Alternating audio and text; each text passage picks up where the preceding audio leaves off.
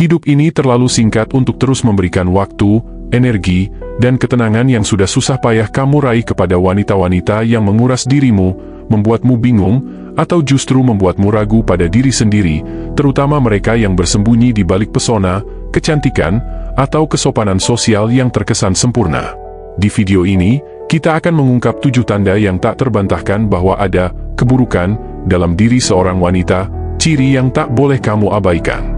Ini bukan soal menghakimi, melainkan soal kebijaksanaan, mengenali siapa yang layak duduk di meja makanmu, dan siapa yang cuma datang untuk mengambil rotinya saja.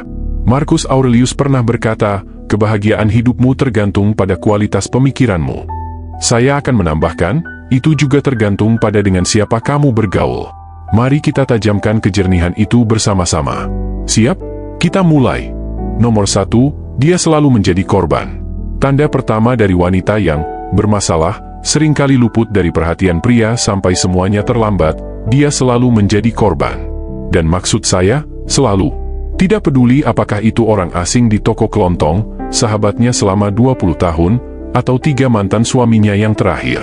Entah bagaimana caranya, di setiap cerita dialah yang tersakiti, dikhianati, atau diperlakukan tidak adil.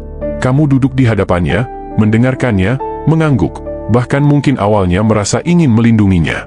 Ceritanya terdengar meyakinkan, ia melukiskan gambaran yang begitu jelas tentang bagaimana hidup tak pernah adil padanya, bagaimana ia disalahpahami. Jika kamu tidak benar-benar jeli, kamu mungkin berpikir, mungkin dia hanya butuh seseorang yang memperlakukannya dengan baik. Itulah kail yang membuatmu terpikat. Tapi semakin lama kamu bersamanya, semakin kamu sadar bahwa ini bukan soal luka-luka masa lalu, tapi soal kendali. Saya kenal seorang pria bernama Tom, orangnya baik, stabil, dan ramah. Dia bertemu wanita seperti ini setelah perceraiannya. Awalnya dia pikir wanita itu sangat terbuka, wanita itu menceritakan semuanya, bagaimana mantan suaminya berbohong, bagaimana bosnya menahannya karena bosnya takut pada wanita kuat, bagaimana keluarganya selalu berpihak pada kakaknya sejak kecil. Tom pun kagum karena menurutnya wanita itu kuat telah melewati semua itu. Namun, seiring berjalannya waktu, cerita-cerita itu tak pernah berhenti, selalu plot yang sama, semua orang toksik, setiap pekerjaan berakhir dengan ketidakadilan, setiap pertemanan berakhir dengan pengkhianatan. Akhirnya, Tom menyadari dirinya terjebak memainkan peran yang tidak dia pilih. Dia hanya menjadi pahlawan yang harus terus meyakinkan bahwa wanita itu benar, atau menjadi penjahat ketika dia tidak setuju atau, lebih buruk lagi, menyarankan agar wanita itu introspeksi. Inilah saatnya jadi berbahaya, wanita yang selalu memosisikan diri sebagai korban tak akan pernah bertanggung jawab atas peran yang dia mainkan. Dia akan menyusun ulang setiap situasi agar sesuai dengan versi kebenarannya sendiri. Dan jika kamu terlalu dekat, kamu akan terlibat di dalamnya, seringkali sebagai sumber penderitaannya berikutnya. Kamu akan dituduh sebagai orang yang mengecewakannya atau tak pernah benar-benar mengerti dia. Ini adalah siklus yang melelahkan. Filsafat Stoik mengajarkan bahwa kita tidak bisa mengendalikan orang lain, kita hanya bisa mengendalikan diri sendiri. Marcus Aurelius mengatakan, kamu memiliki kuasa atas pikiranmu sendiri, bukan atas kejadian di luar dirimu. Sadari ini maka kamu akan menemukan kekuatan. Namun, wanita yang terus berpegang pada mentalitas korban menolak kekuatan itu. Ia menyerahkan nasibnya pada keadaan, sambil menuntut orang lain memikul bebannya. Ia akan menguras energimu, kesabaranmu, dan jika kamu tidak waspada, ketenanganmu. Lalu, apa yang harus dilakukan? Kenali situasinya. Berhentilah menjadi penyelamat. Jangan mengambil tanggung jawab atas luka-luka yang dia enggan sembuhkan sendiri. Tetaplah berpijak pada akal sehat, bukan emosi. Tunjukkan kepedulian, tapi pertahankan batasan. Jika ceritanya tidak pernah berubah, mundurlah secara tenang namun tegas. Kebijaksanaan Stoik mengingatkan kita bahwa kedamaian itu bersumber dari dalam, dan jika seseorang terus-menerus menarikmu ke dalam kekacauan, meninggalkannya bukanlah tindakan kejam, melainkan tindakan bijak. Nomor 2, dia kecanduan drama.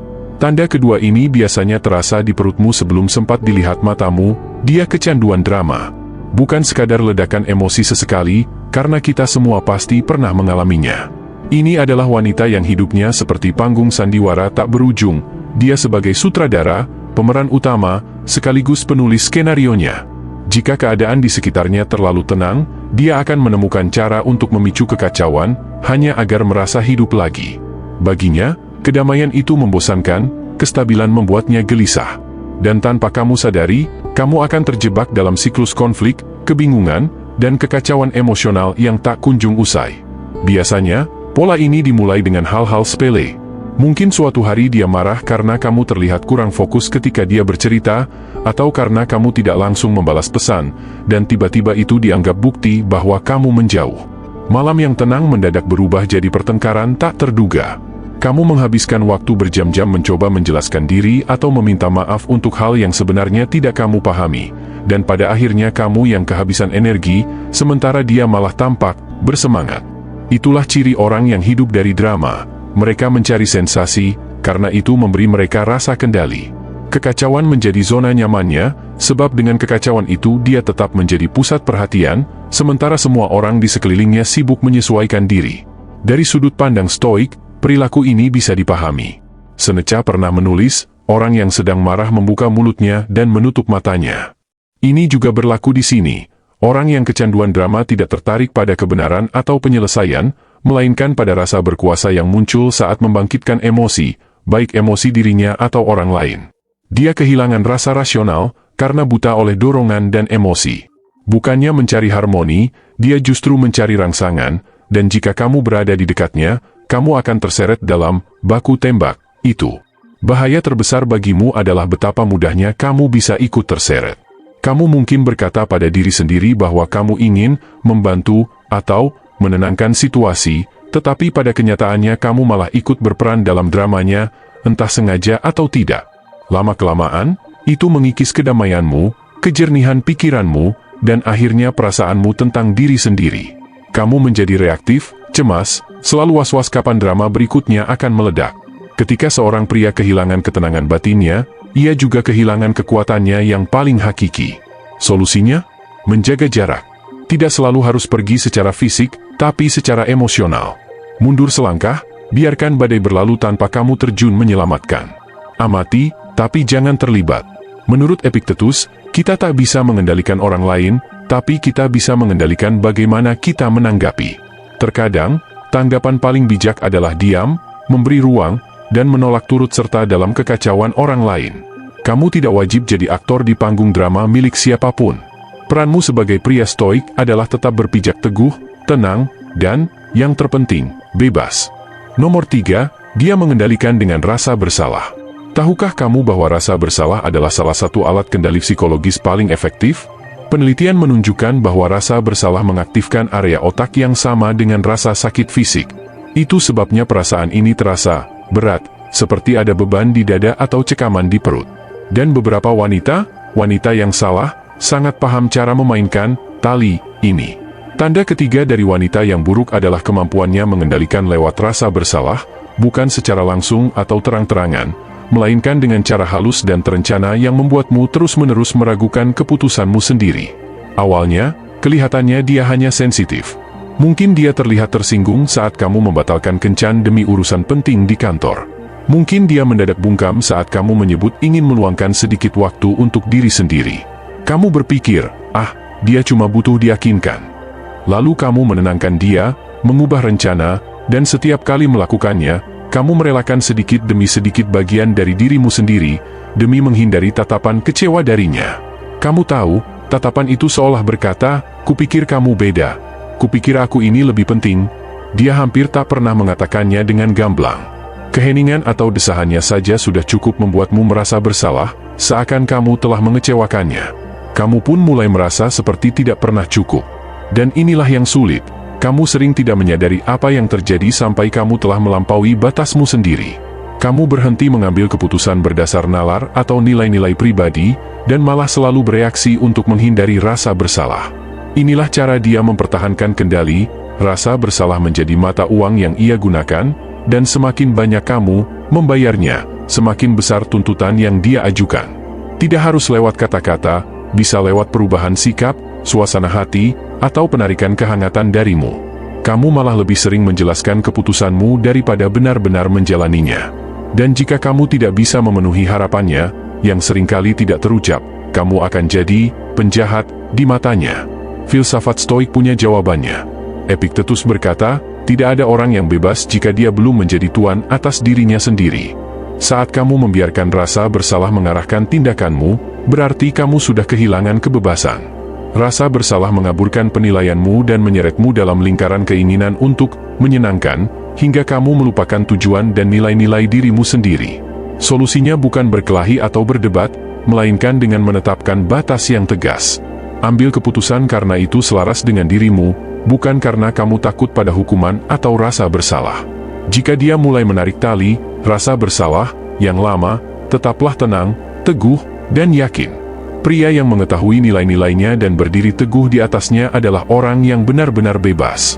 Dan kebebasan itu tidak akan pernah bisa direbut oleh rasa bersalah, kecuali kalau kamu sendiri yang menyerahkannya.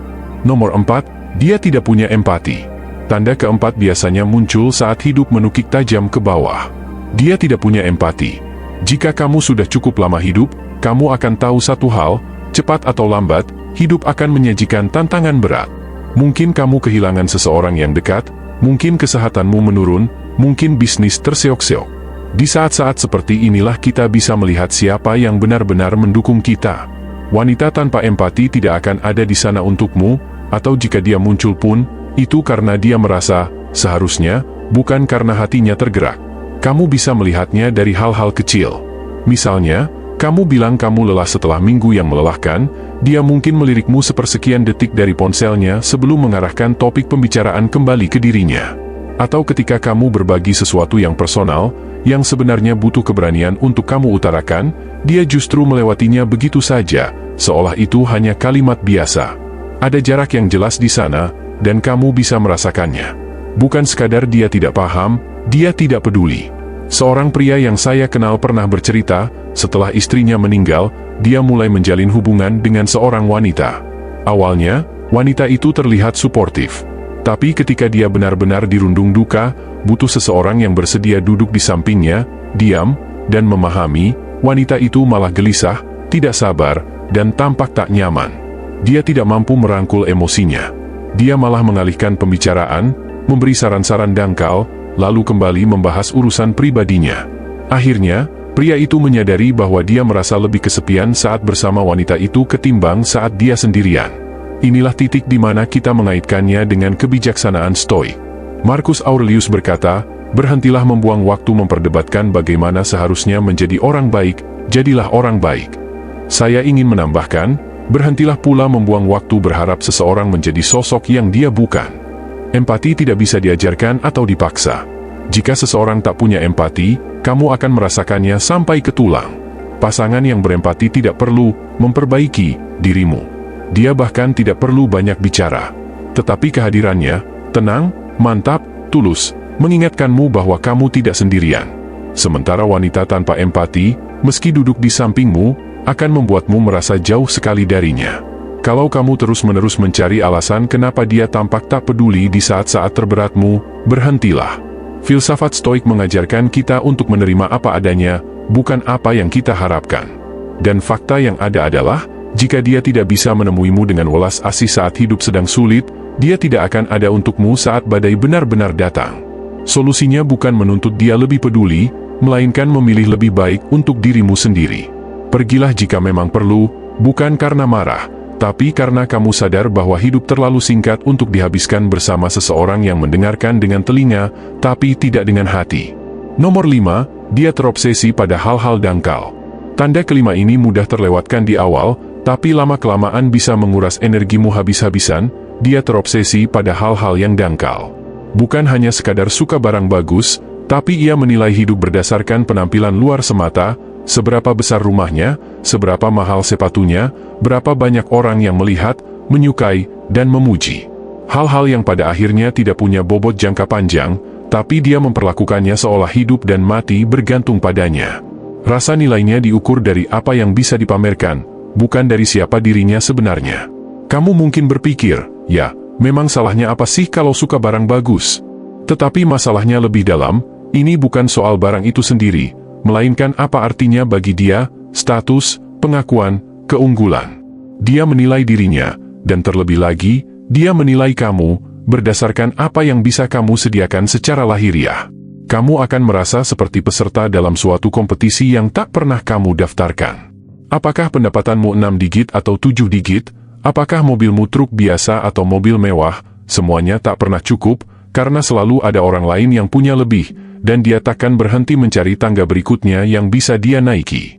Sudut pandang Stoik sudah memperingatkan kita akan hal ini sejak 2000 tahun lalu. Epictetus berkata, kekayaan bukan soal memiliki banyak harta, tapi tentang memiliki sedikit keinginan. Namun wanita yang terobsesi dengan status dan penampilan tak pernah puas. Tidak ada kebahagiaan di sana, hanya sensasi sesaat sebelum kembali kosong dan menuntut lebih.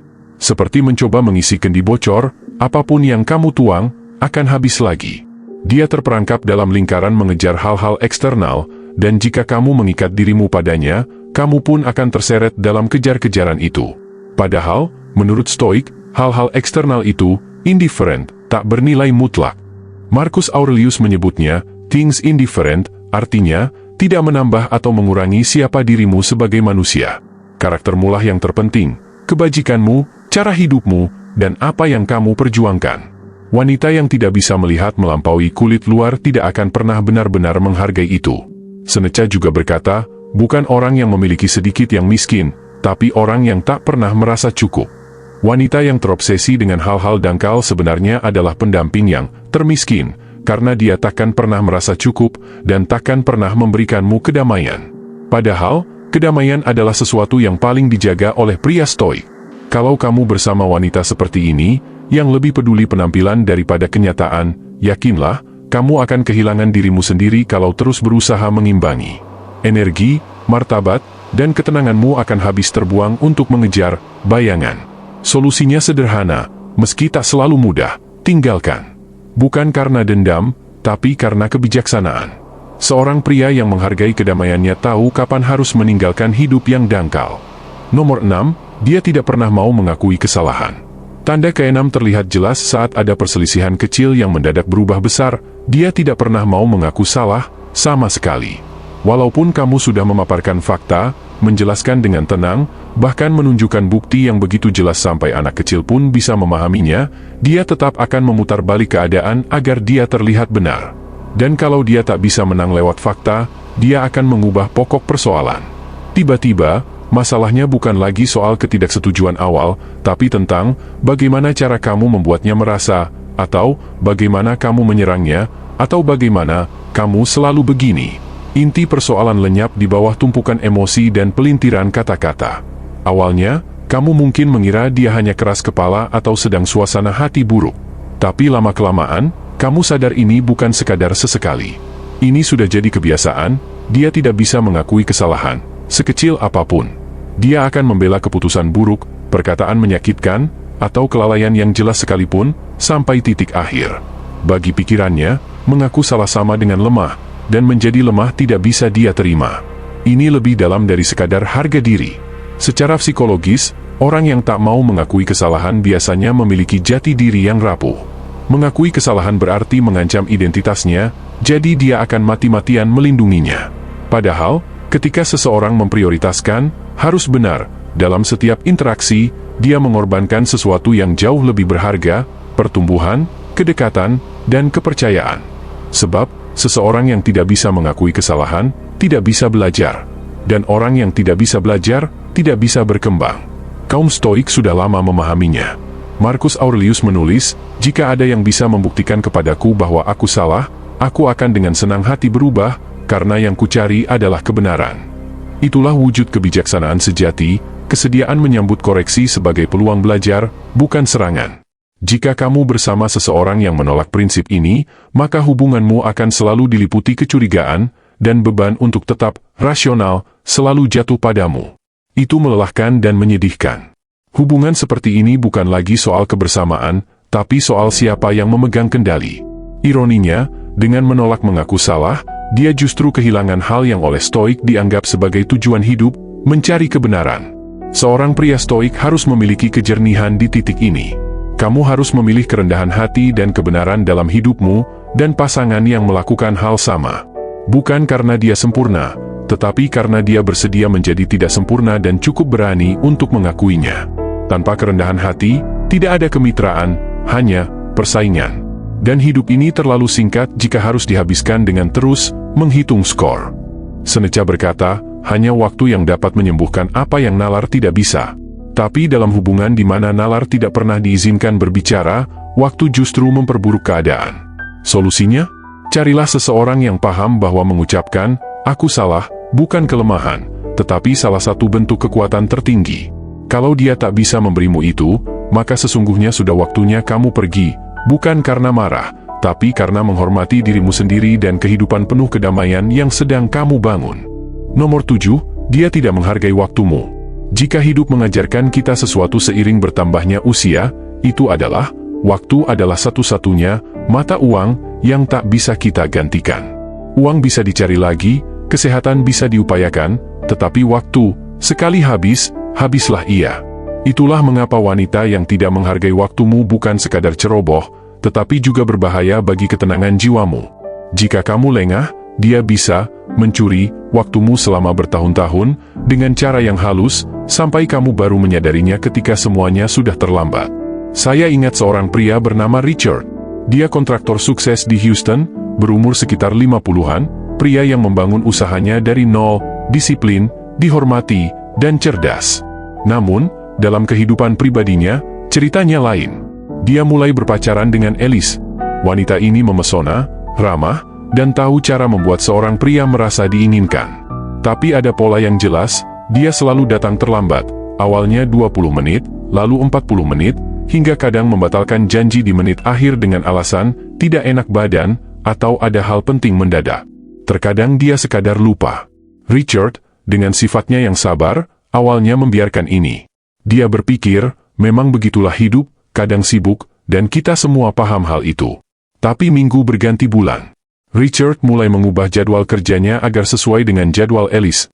Dia menunggu di restoran sendirian. Dia menunda perjalanan, membatalkan agenda memancing bareng teman lama, karena Alice bilang ingin bertemu hari itu, lalu tiba-tiba membatalkannya. Suatu sore, saya melihatnya duduk memandangi ponselnya setelah Alice kembali tidak muncul. Dia menggelengkan kepala dan berkata, "Rasanya aku selalu menunggu." Itulah yang terjadi jika seseorang meremehkan waktumu. Mereka membuatmu menunggu terus-menerus, tidak hanya secara fisik, tapi juga secara mental dan emosional. Jika kamu tidak berhati-hati, kamu akan menganggap itu sesuatu yang normal, bahwa kamulah yang harus lebih pengertian, bahwa memang beginilah keadaannya. Tetapi pria stoik paham lebih baik. Seneca pernah menulis, bukan karena kita hidup terlalu singkat, melainkan karena kita menghabiskan banyak waktu secara sia-sia. Dan itulah kenyataannya. Richard akhirnya menyadari bahwa Alice bukanlah orang yang sibuk atau pelupa. Dia hanya tidak menghargai waktu Richard karena dia tidak menghargai Richard. Dan Richard membiarkan itu terjadi, karena dia tidak lebih dulu menghargai waktunya sendiri. Solusinya bukan dengan konfrontasi atau ultimatum, melainkan kejelasan, hargai waktumu seperti kamu menghargai hidupmu, karena keduanya adalah satu kesatuan. Wanita yang menghormatimu akan menghormati waktumu. Dia akan menepati janji, menganggap setiap menit berharga, karena memang begitu adanya. Epictetus bertanya, sampai kapan kamu akan menunggu sebelum menuntut yang terbaik untuk dirimu? Richard akhirnya berhenti menunggu, dan begitu pula seharusnya kamu. Waktu yang terbuang adalah hidup yang terbuang, gunakan waktumu di tempat yang menghargainya. Saya ingin mendengar kisahmu, tentang perjalanan dan keberhasilan yang sudah diraih. Jika kamu menikmati konten ini, silakan berlangganan, subscribe, aktifkan lonceng notifikasi, dan tinggalkan komentar tentang apapun yang ingin kamu bagikan, cerita, keberhasilan, atau tantangan yang berhasil kamu atasi. Kalau bingung ingin menulis apa, cukup tuliskan, "Saya suka ini," sebagai tanda kamu telah menyelesaikan sesi ini. Partisipasimu membantu komunitas ini tumbuh, menjadi lebih bijaksana, dan lebih mampu mengubah setiap tantangan menjadi peluang. Saya akan meninggalkan 2 video lain di sini, agar kamu bisa terus belajar dan berkembang di perjalanan pengembangan diri. Terima kasih, dan kita akan berjumpa lagi di video berikutnya.